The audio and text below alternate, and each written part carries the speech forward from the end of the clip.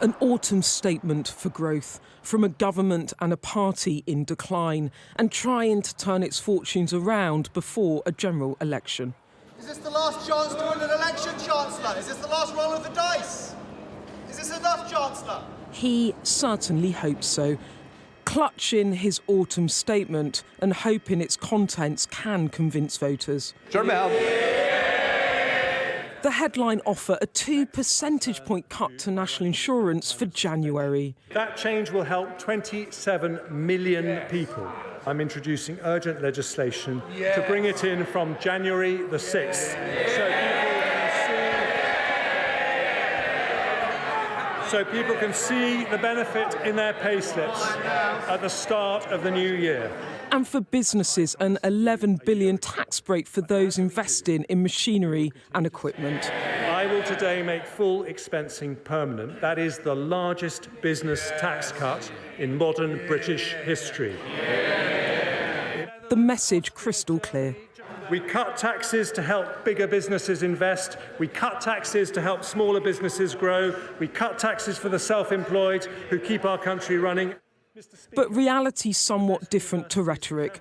Whatever he said at the dispatch box, independent forecasts show the overall tax burden will still be growing and we're all still being taxed more.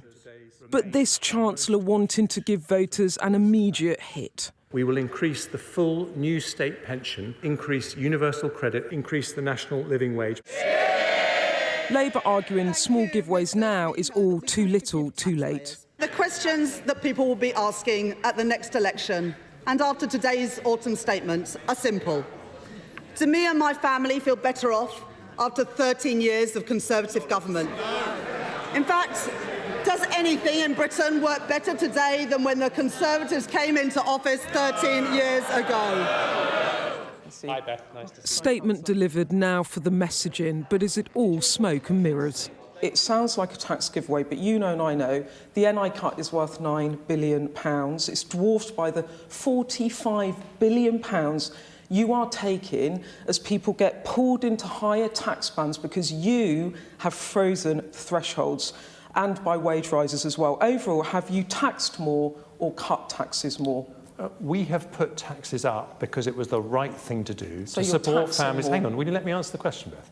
Because it was the right thing to do to support families and businesses through the pandemic and energy shock. We said that when we could afford to do so, provided it didn't hurt the battle against inflation, which is also eroding people's incomes, we would start to bring them down. Are taxes going up or down under this government? Taxes have gone up, and They're we're going up. starting to bring them down. Just so voters are clear about when you say you're a low tax party, that's the reality. Taxes will have gone up. When I had a chance to lighten the tax burden, I'm a Conservative. I believe in doing so. What this statement does do is calm a restive Tory backbench, at least for now.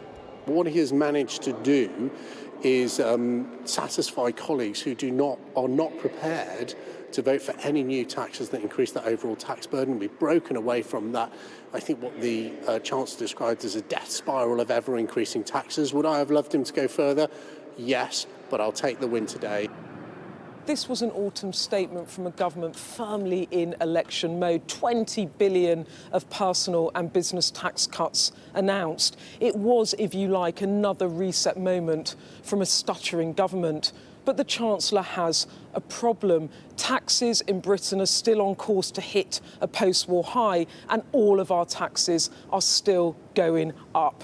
And that makes the pitch of being the party of low taxes a very hard sell to voters indeed. The government is hoping voters will notice a bit of extra cash in their pockets, at least in the short term. If there was ever a sign an election is coming soon, that could be it. Beth Rigby, Sky News, Westminster.